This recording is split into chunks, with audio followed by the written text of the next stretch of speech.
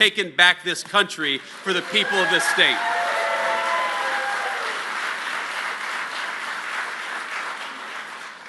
Now, there are a number of things that I'm proud of, a number of things I want to brag on, but I actually want to take a little bit of an audience poll because I was looking at some of the things that we put in the working families tax cut, this one big, great, big, beautiful bill. Now, that bill is over 1,100 pages long, and unlike most of these bills that are way too long, this is chock full of good stuff for the people of this district, the people of this state. But there are a few things in particular that I think are important for this state. Number one, that piece of legislation, the working families tax cuts, had the biggest tax cut for Social Security benefits that we've ever seen in the United States of America.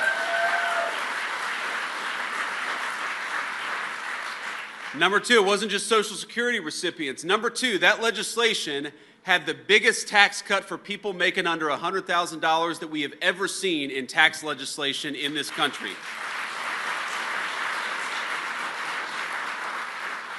And number three, that wasn't in the working families tax cut, but one of the things I'm very proud of is that we forced all localities, whether they're red states or blue states, to report crime accurately so we could go to war against violent crime and the criminals who do that violent crime.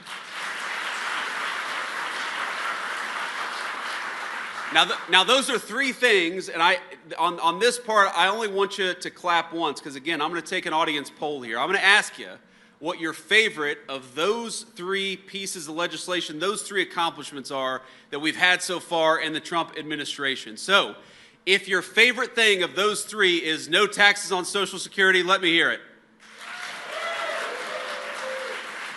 Okay?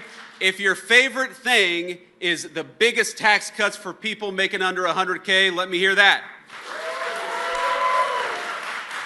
Okay? And if your favorite thing is that we've gone to war against violent criminals, let me hear that. Okay.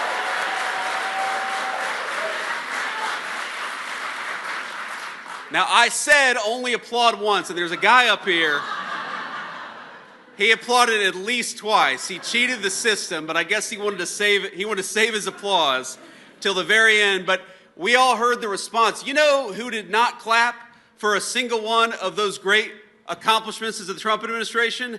Don Davis, because he voted against every single one of them.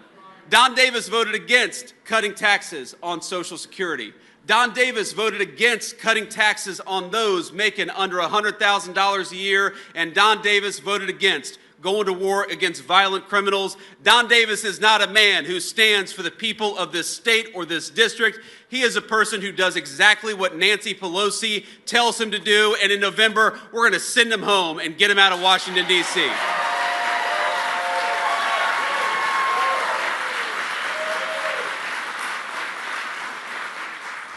Now, the crazy thing, y'all, about a guy like Don Davis is, you know, sometimes you meet a Democrat in a red district, and, you know, I don't agree with him on everything. Of course, Democrats and Republicans disagree on politics from time to time, but you at least have some people out there, or maybe you used to, who would vote their conscience or vote the interests of their district.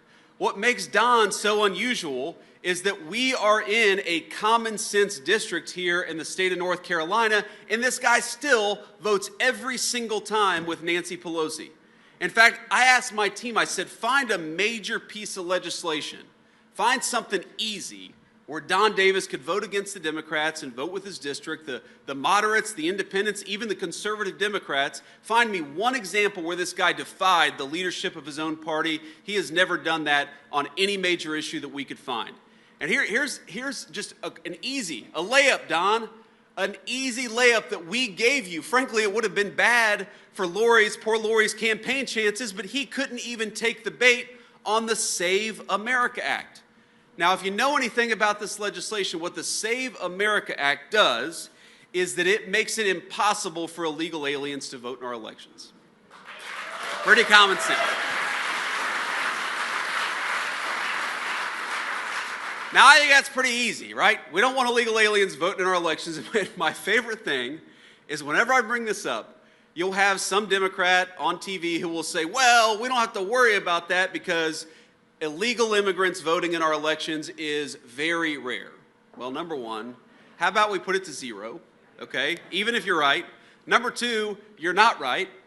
It happens way more often than a lot of people appreciate. In fact, just this week, ICE arrested an illegal immigrant. I'm going to read this because I want to make sure I get it right. An illegal immigrant from Mauritania who's voted in 7 federal elections since 2008. And I have it on good authority that in every single election he voted for Don Davis. No, I don't know about that. I don't know where he voted, but I guarantee it wasn't for us. Okay, it wasn't for America First policies. Now, here's the thing though, even if you take the Democrats at their word, even if illegal aliens voting is very rare, then why don't we ban it anyway? It's not that complicated. It is one thing to say, I don't get it. The Democrats say, this never happens, or it happens only very rarely on the one hand, and on the other hand, we must not stop it. It doesn't make a damn bit of sense.